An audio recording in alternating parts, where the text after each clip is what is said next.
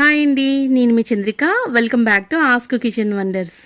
ఈరోజు వీడియోలో టేస్టీగా టమాటో రసాన్ని అయితే చూపించబోతున్నానండి. చాలా టేస్టీగా ఉంటుంది. చాలా సింపుల్ ఇంగ్రీడియంట్స్తో ఏ పళ్ళు వేయకుండా అద్భుతంగా చేసుకోవచ్చు అనమాట ఈ టమాటా రసం. ఈ విధంగా టమాటా రసం చేస్తే గ్లాసుల కొద్దీ లొట్టలు వేసుకుంటూ తాగాల్సిందే అనమాట. అంత బాగుంటుంది. తినడానికి కూడా ఇష్టపడకుండా తాగే అంతగా ఉంటుందన్నమాట. మరి ఈ టమాటా రసాన్ని ఎలా చేసుకోవాలో చూద్దామా మరి. టమాటా రసం కోసం ఇక్కడ 4 టమాటాలను అయితే తీసుకున్నానండి. మీరు ఎక్కువ క్వాంటిటీలో చేయాలనుకుంటే టమాటాలను పెంచుకోండి. ఇప్పుడు దీంట్లోకి ఒక చిన్న నిమ్మకాయ సైజ్ అంతా చింతపండుని వేసుకోండి. ఇప్పుడు దీంట్లోకి మునిగేంత వరకు వాటర్ని వేసి కొద్దిగా ఉప్పు కూడా వేసేసి బాయిల్ చేసుకోవాలన్నమాట. 1 టేబుల్ స్పూన్ ఉప్పు వేయండి. నేను కల్లుప్పు వేస్తున్నాను, రసానికి బాగుంటుంది. అలాగే 1/2 టీ స్పూన్ పసుపు వేసి వీటన్నిటిని బాగా మిక్స్ చేసుకొని ఒక 10 నిమిషాల పాటు అయినా సరే లో ఫ్లేమ్లోని ఈ టమాటా ముక్కల్ని తొక్క సపరేట్ అయ్యేంత వరకు మగ్గించుకోండి. 10 నిమిషాల తర్వాత మూత తీసి చూద్దామండి. చూడండి, టమాటాలు మొత్తం కూడా ఉడికిపోయాయి కదా. ఇలా టమాటా నుంచి తొక్క సపరేట్ అయ్యేంత వరకు టమాటాని ఉడికించుకోవాలి. ఇలా ఉడికించుకున్న టమాటాని బాగా స్మాషర్తో బాగా స్మాష్ చేసుకుంటూ గట్టిగా పిసుక్కోవాలండి. చూడండి, ఇక్కడ చింతపండుని టమాటాని ఇలా పిసికిన తర్వాత ఈ టమాటా ముక్కల్ని చింతపండుని గిన్నెలోకి తీసుకొని సపరేట్ చేసుకోవాలండి. మళ్ళీ మనం దీన్ని వాటర్ పోసి బాగా పిసికి దాని పల్ప్ అంతా కూడా మనం రసం పెట్టుకోవడానికి ఉపయోగిస్తాం కాబట్టి ఈ టమాటా ముక్కలు చింతపండుని బాగా గిన్నెలోకి తీసి ఇలా పెట్టేసుకోవాలండి. ఉడికించిన రసంలో టమాటా ముక్కలు లేకుండా చూసుకోండి.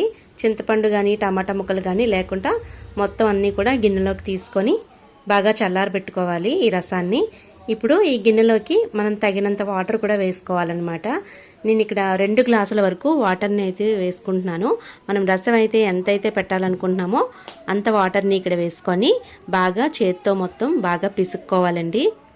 చూడండి, ఇక్కడ నేను చూపిస్తున్నాను కదా, ఇలా గట్టిగా అంచిపెట్టి రసం మొత్తం కూడా వాటర్లోకి దిగేలాగా బాగా పిసికేసి పిప్పు మొత్తం తీసేసేయండి. తీసిన తర్వాత ఒక జాలిగరిటె పెట్టుకొని మనం పిసికిన వాటర్ అంతా కూడా ఇలా వడపోసుకోవాలి. చూడండి, ఇక్కడ నేను పోస్తున్నాను కదా, మొత్తం కూడా పలుపు ఏమీ పడకుండా జస్ట్ జ్యూస్ మాత్రమే పడేలాగా బాగా వడకొట్టుకోవాలండి. చూడండి, ఇలా గట్టిగా పిండేసి రసాన్ని మనం తీసుకోవాలన్నమాట. ఇలా సపరేట్ చేసిన దాన్ని పక్కన పెట్టేసేయండి. ఒకసారి రసాన్ని బాగా కలిపి పులుపు ఉప్పు దీంట్లోకి సరిపోయిందో లేదో చెక్ చేసుకోవాలండి. ఇప్పుడు దీంట్లోకి 1 టేబుల్ స్పూన్ వరకు కారం వేయండి. అలాగే దీంట్లోకి ఒక 1/2 టీ స్పూన్ జీలకర్ర పొడి, అలాగే 1/2 టీ స్పూన్ ధనియా పౌడర్ వేసి బాగా మిక్స్ చేయండి. లో ఫ్లేమ్లో పెట్టండి. రసాన్ని మనం పొంగు వచ్చేంత వరకు మరిగించుకోవాలన్నమాట. 1/2 టీ స్పూన్ పెప్పర్ పౌడర్ కూడా వేయండి. అలాగే 4 నిలువుగా కట్ చేసిన పచ్చిమిర్చిని వేయండి. అలాగే కొంచెం కొత్తిమీర వేసి ఒకసారి పొంగు వచ్చేంత వరకు ఈ రసాన్ని మరిగించుకోవాలి. చూడండి, మరిగించేటప్పుడు ఏమాత్రం కూడా పొంగిపోకుండా చూసుకోండి. మనకి ఈ నురగ అనేది పొంగిపోయిపోతే టేస్ట్ అనేది మారిపోతుంది. కాబట్టి ఈ పొంగుని వస్తున్నప్పుడే రసాల్లో కలుపుకుంటూ రసాన్ని ఒక 5 నిమిషాల పాటు అయినా సరే మరిగించుకోవాలి. ఇలా మరిగించుకున్న తర్వాత స్టవ్ ఆఫ్ చేసేసి తాలింపు పెట్టుకుందామండి. ఇప్పుడు ఒక తాలింపుకి 2 టేబుల్ స్పూన్ల వరకు ఆయిల్ వేయండి. దీంట్లోకి ఆవాలు, మినపప్పు, జీలకర్ర కొద్దిగా వేసుకుంటూ 4 లేదా 5 వెల్లుల్లి రెబ్బలు, 2 ఎండుమిర్చి వేసుకొని బాగా వేయించండి. వెల్లుల్లిపాయలు, ఎండుమిర్చి బాగా వేగిన తర్వాత కొద్దిగా కరివేపాకు వేయండి. కరివేపాకు వేసిన తర్వాత ఒకసారి బాగా మిక్స్ చేసుకొని ఈ రసంలోకి తాలింపు వేసుకోండి. అంతేనండి, చాలా సింపుల్ అండి.